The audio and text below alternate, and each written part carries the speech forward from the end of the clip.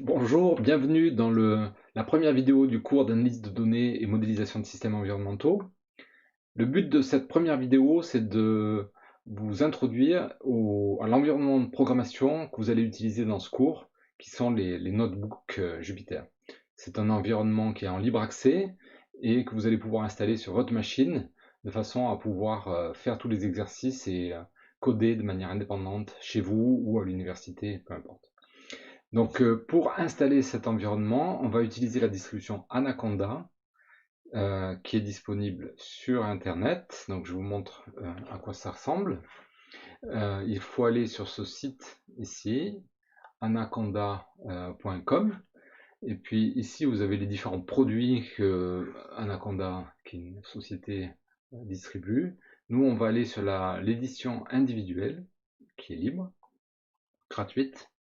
Et puis, si vous allez juste en dessous ici, vous voyez, vous pouvez télécharger la distribution. Ça vous envoie à la fin de la page, juste là en bas, et vous pouvez choisir si vous voulez installer la version pour Windows, Mac ou Linux, et vous pouvez juste cliquer, la télécharger et l'installer sur votre machine. Donc ça prend un petit peu de temps pour le faire, je vous laisse faire ça tranquillement. Une fois que la distribution est installée, on va pouvoir lancer Jupyter Lab, qui est l'environnement qui va nous permettre d'éditer ces notebooks Jupyter, et je vais vous expliquer comment ça marche. Donc une fois que vous avez installé Anaconda, vous pouvez lancer le Anaconda Navigator que vous allez trouver dans le menu, et vous allez voir apparaître cet écran avec le choix de différentes possibilités, de différents outils qui sont distribués avec Anaconda. Nous, ce qu'on va lancer, c'est celui-là, Jupyter Lab. Donc il suffit de venir ici, lancer le programme, cliquer sur Launch, et c'est parti. Ça va prendre un petit moment, et ça va ouvrir un navigateur Internet dans lequel vous allez trouver Anaconda. Donc ça va ressembler à ça. Et si on arrive, vous voyez, dans mon navigateur, tout à l'heure j'étais sur la page Anaconda, j'ai téléchargé. Maintenant j'arrive sur cette page avec Jupyter Lab. Donc Jupyter Lab, c'est l'endroit où je vais pouvoir créer mes notebooks, les éditer, les exécuter, etc. Donc on arrive à ce moment-là dans Jupyter Lab, on peut créer un notebook, on peut créer des consoles, on a d'autres options que je ne vais pas utiliser aujourd'hui. Mais sur la bande à gauche, vous avez un outil pour vous promener dans l'arborescence de vos répertoires. Donc moi, je vais me placer ici et je veux créer un notebook. Donc je peux le faire en cliquant ici. Je peux le faire en créant là-haut un nouveau notebook. Je vais le faire ici, ça va plus vite. Voilà, j'ai créé mon notebook. Je peux lui donner un nom. Donc vous pouvez le faire en cliquant à gauche et en cliquant sur Rename. Donc c'est un clic avec le bouton droit de votre souris, Rename, et là vous pouvez donner un nom à votre notebook. Vous voyez qu'il change là-haut. J'aurais pu cliquer là-haut aussi, Rename Notebook, c'est pareil. Donc un notebook, c'est un petit peu une feuille dans laquelle on va mélanger à la fois du code en Python pour faire des calculs, pour explorer des données, et on va aussi pouvoir afficher des figures, les inclure dans le notebook, et aussi écrire des commentaires. Donc c'est ça qui est très intéressant et pratique dans les notebooks, c'est pour ça que c'est beaucoup utilisé pour l'exploration des données, et pour les calculs, disons, exploratoires en général. Donc je vais commencer à l'utiliser, je vais vous montrer comment ça marche. J'ai plus besoin de ma petit bloc à gauche, de ma petite barre d'exploration des répertoires, donc je la ferme en cliquant juste sur la petite icône dossier ici. Vous pouvez aussi le faire là-haut, show left sidebar, ou en la désactivant, vous l'enlevez. Donc dans un notebook, l'espace est décomposé en cellules, et on a des cellules, donc en bleu ici, c'est une cellule de calcul. Donc vous voyez ici, c'est sélectionné code. Je peux choisir une cellule qui s'appelle Markdown, et ça c'est une cellule pour mettre des commentaires. Donc je vais commencer par mettre un commentaire, Markdown. Vous voyez, il n'y a plus les petits crochets qui s'affichent ici, donc j'ai changé de mode. Maintenant je suis en mode commentaire. Et je vais écrire du texte dans un format particulier qui va me permettre de le mettre en forme très facilement. Donc j'écris ici dièse notebook 1.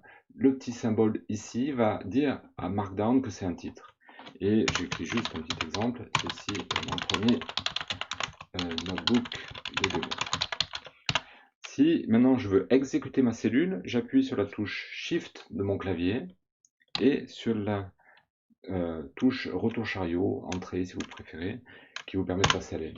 Et ça y est, là j'ai fait mon premier bloc de texte. Si je reclique dedans, je peux l'éditer et le changer. Donc je le réexécute. Maintenant j'ai une autre cellule, mais elle est en mode code. Vous voyez, ici elle est en mode markdown, ici elle est en mode code. Si vous voulez connaître la syntaxe de ces markdown, de ces symboles, vous pouvez aller dans l'aide. Ici vous avez un petit manuel markdown référence qui vous indique comment mettre du texte en italique, faire des titres, c'est ça ce que j'ai juste fait juste avant, heading. On peut écrire des équations, on peut vraiment commenter nos calculs avec des écritures à l'intérieur du document. Donc ça va être très pratique quand on va analyser des données. On pourra non seulement avoir le code, mais aussi indiquer ce qu'on a compris de l'analyse de données dans le même document. Donc maintenant, j'ai une cellule de calcul dans laquelle je peux écrire n'importe quel calcul de Python. Donc je vais définir une variable, peut-être a égale 1, une deuxième variable, b égale 3, et puis je veux calculer la somme des deux. Donc je fais A plus B, donc c'est un petit programme qui est vraiment très simple et idiot. Si je veux l'exécuter, je fais juste comme tout à l'heure, Shift Enter, et Python, le petit bout de code qui est là, qui est ici très simple, va être exécuté et je vois le résultat s'afficher comme si j'avais exécuté le code Python sur une ligne de commande. Ici, vous voyez, on a défini des variables. Donc ces variables sont maintenant stockées dans l'espace mémoire du notebook Jupyter. Si je veux savoir ce qui est en mémoire actuellement, il existe des commandes qui sont liées à ces notebooks, qui sont des commandes qu'on dit magiques, qui commencent par un %. Donc si j'ai écrit %ou, donc ça c'est pas du Python classique, c'est du Python lié à un notebook, vous voyez que en mémoire actuellement j'ai la variable a et b qui sont définies. Si je rajoute un s, whose, j'ai un petit peu plus d'infos, je sais que la variable a c'est un entier qui vaut la valeur 1 en ce moment, etc. Alors je vous raconte ça parce que c'est la grande liberté des notebooks Jupyter, comme ça Jupyter Lab, c'est qu'on peut exécuter les cellules dans n'importe quel ordre. Donc je peux revenir maintenant ici, changer mon calcul, aller là, changer la valeur de B, exécuter autre chose, C égale A fois B, et puis maintenant je reviens là-haut, je peux ajouter C à A plus B. Vous voyez, A plus B plus C, 23. Et si je regarde qui est présent en ce moment, dans la mémoire, j'ai mes 4 variables A, B, C. Donc ce que vous voyez, c'est que je peux exécuter les cellules dans n'importe quel ordre. Je peux écrire des bouts de code, les exécuter, revenir en arrière. Je peux définir une fonction ici maintenant. Définir f de x par exemple, qui va retourner 4 fois x par exemple. Donc ici j'ai défini ma fonction f de x. Et là je peux la mettre là-haut, je peux l'utiliser là-haut. Donc de cette manière-là, c'est très très libre. Vous allez être dans un environnement où vous pouvez faire beaucoup de choses, coder beaucoup de choses, mais des fois on sera perdu quand on aura beaucoup de cellules, on ne saura plus qui est quoi. Donc cette commande magique, toutes les commandes qui commencent par 1%, ce sont des commandes magiques, où ça va vous permettre de savoir qu'est-ce qui a été défini en ce moment en mémoire. Vous voyez, il y a A, B, C, mais j'ai aussi F, la fonction que j'ai définie qui est là, et qui est bien une fonction. Quand vous voulez sauver votre notebook, c'est très facile, vous cliquez sur la petite icône avec la disquette, ou vous pouvez faire Save, ou vous pouvez faire CTRL-S. Quand on modifie le code, vous voyez qu'ici, on a un petit rond qui apparaît, et si je sauve, on voit que c'est une croix. Donc, tant que le notebook n'est pas sauvé, j'ai un petit rond, et puis sinon j'ai une croix. Donc ça, c'est important pour pouvoir se repérer. Quand vous allez sauver ce notebook, vous fermez votre session, vous revenez la semaine d'après, vous voulez le réexécuter, ça c'est faire la même chose que redémarrer le noyau Python qui fonctionne derrière. Donc ici, vous avez un petit bouton qui s'appelle Restart the kernel, donc on va lancer ça, et ça va remettre tous les compteurs à 0. Donc oui, j'ai pas expliqué ça. Peut-être vite, il faut que je le fasse. Chaque fois qu'on a exécuté une commande, à gauche, vous aviez un numéro qui était le numéro d'ordre dans la liste d'exécution. Donc on a exécuté la commande, il n'y a plus les premières parce que j'ai re-exécuté les cellules, mais vous voyez, on a exécuté la commande 8, ici la cellule 8 qui a défini la fonction f, et je suis venu ici dans la cellule, la première cellule en haut, qui a été exécutée dans l'ordre numéro 9, et là j'ai appliqué f. Si je relance mon notebook, et que je viens ici, je vais créer une nouvelle cellule juste dessous. Alors j'ai besoin d'une cellule ici, j'aimerais avoir une cellule. Donc comment je fais? Je peux taper sur la touche du clavier B pour créer une cellule, bottom. Donc là, ça crée une cellule.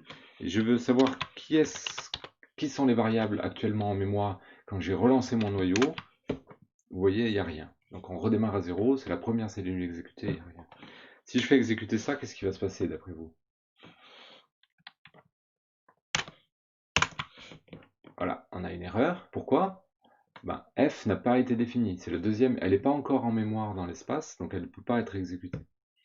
Donc si je veux utiliser f, il va falloir que j'aille d'abord exécuter cette cellule qui est au fond en premier. Donc ça, c'est pas une bonne pratique, j'aurais plutôt tendance à devoir mettre cette cellule avant. Je peux la déplacer en cliquant à gauche là sur le bord de la cellule, et vous la faites remonter, vous voyez, je la fais glisser petit à petit. Hop. Et donc maintenant, dans le notebook, quand je vais l'ouvrir la prochaine fois, j'aurai tendance à définir en premier ma cellule, à exécuter cette cellule, je le fais maintenant. F va être défini. Est-ce que ça va marcher? Qu'est-ce que vous en pensez? Bah non, il y a encore un problème parce que j'ai pas défini C. Donc vous voyez, j'ai fait plein de calculs exploratoires, mais j'ai fait quelque chose qui n'était pas propre, j'ai pas défini les choses dans le bon ordre, et du coup, il faut faire attention. Donc la prochaine fois, peut-être que je effacerai ces définitions ici, je les remettrai là. Donc en général, vous allez travailler, vous allez explorer vous allez créer des modèles, vous allez les définir, et puis vous allez utiliser cette liberté que nous donnent les notebooks Jupyter de coder en haut, en bas, revenir. Mais à la fin, il faudra faire un peu de nettoyage de votre notebook pour que vous puissiez l'utiliser de façon efficace. Quand vous le rechargez, que tout s'exécute de façon propre. Donc là, je vais faire un essai, je redémarre mon noyau, restart the kernel, et puis j'ai envie d'exécuter toutes les cellules à la fois. Donc vous pouvez cliquer Run ici et exécuter tout le programme en un seul bloc. Donc maintenant, tout semble tourner. C'est pas un programme très intéressant, mais vous voyez, on a le notebook qui est exécutable en entier d'un seul coup. Avant de terminer cette partie sur les notebooks, je voudrais encore vous montrer 2-3 petites choses et astuces qui sont utiles pour utiliser efficacement ces outils-là. La première, c'est que il y a de la complétion automatique quand vous écrivez des programmes. Donc imaginez que vous ayez défini des noms de variables qui soient un peu longs. Température, pression, voilà, 10, 20, on a défini ces variables-là. Si vous commencez à taper les premières lettres de votre nom de variable et que vous tapez sur la touche tabulation du clavier, automatiquement, il va vous proposer, il va compléter la partie qui manque. S'il y a une ambiguïté, il va vous proposer différentes choses et vous aurez le choix. Donc si j'écris juste TE, il y a des chances que là il connaît température. Si j'écris que T, voilà, il me donne aussi, il m'a donné le nom de la variable température, mais il m'a aussi donné des commandes que je pourrais employer et taper ici. Donc ça aide bien à écrire rapidement. Vous pouvez coder un peu plus vite si vous tapez de cette façon-là. La deuxième chose, c'est que vous utilisez des fonctions Python, qui sont des fonctions de nom des modules ou des fonctions de base de Python. Et de la même manière, donc il y a la complétion automatique. Donc, si je fais OPE, il sait que c'est la fonction open, qui est la seule chose possible qui vient après. Et puis, vous avez aussi accès à l'aide en ligne. Donc open, c'est une fonction, je mets les parenthèses. Et si vous utilisez à nouveau Shift et la tabulation, donc vous appuyez sur Shift tabulation, là maintenant, il va vous faire apparaître la signature de cette fonction, donc c'est l'aide qui explique ce que fait cette fonction, et ça vous rappelle les noms des paramètres qu'il faut donner en entrée à cette fonction pour qu'elle marche. Ça va vous montrer des exemples, comment mettre les bons paramètres. Et toute cette aide-là, elle est directement accessible au moment où vous tapez. Donc ça va faire que vous allez être beaucoup plus efficace si vous utilisez ça que si vous devez chercher sur Internet tout le temps la syntaxe de toutes les commandes. Donc ça, c'est des petits outils qui sont très pratiques. Vous avez dans l'aide des informations supplémentaires sur comment fonctionnent les Jupyter Lab. Vous pouvez aller voir si vous avez envie. Là, vous avez toute la doc. Il y a beaucoup de docs en ligne. Je vous avais déjà montré le doc Markdown. Il y a des options, des settings. Je ne peux pas passer à travers tout. Peut-être quelque chose que moi, je trouve le plus utile et j'utilise assez souvent, c'est ici dans les menus à gauche. Je vous avais montré, il y avait le petit onglet qui permet de naviguer dans les répertoires, mais il y a aussi des onglets qui contiennent des commandes. Alors, je sais jamais lequel c'est, mais à force de cliquer, j'y arrive.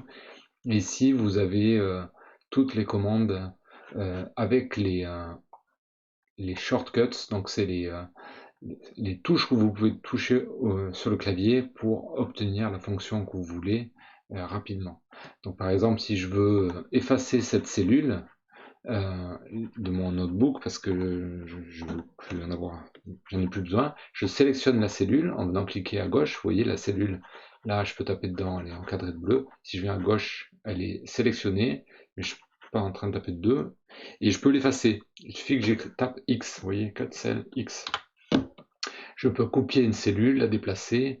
Je peux créer une nouvelle cellule au-dessus, en dessous. Vous vous rappelez, B c'est pour bottom, c'est en dessous. Je crois que c'est A pour au-dessus, etc. Donc tout ça, vous avez ces résumés-là avec les insert cell above. Vous voyez, c'était A quand on tape sur le clavier. Donc tout ça, vous avez les raccourcis ici à gauche. Et assez vite, vous pouvez être très efficace dans la façon dont vous développez ainsi vos notebooks. Voilà, je crois qu'avec ça, vous savez à peu près comment créer un notebook, le gérer, l'utiliser au mieux.